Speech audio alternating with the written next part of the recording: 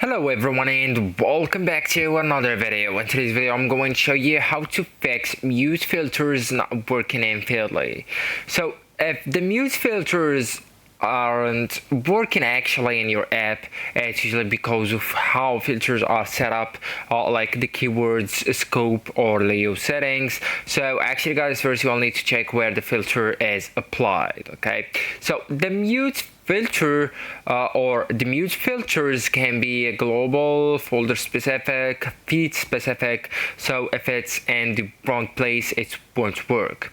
So actually guys, you will need to go to the filter and make sure it's applied to the correct feed or all feeds. Okay, also guys, or the second fix is to fix the keyword matching, and that's very common issue. Okay, so Feedly filters are literal. Okay, so the problem example is you must or you muted crypto, for example, or you muted the content ideas, as you can see, and article says cryptocurrency not blocked. Okay, so to fix the issue you'll need to add variation like crypto or cryptocurrency, Bitcoin. So use multiple words for the same idea. Okay, and also you can use the Leo AI, or if you tried to use the Leo AI for the issue, but the AI is conflicted. Okay, and that's important to know. So if you use that, you will need to prioritize the rules can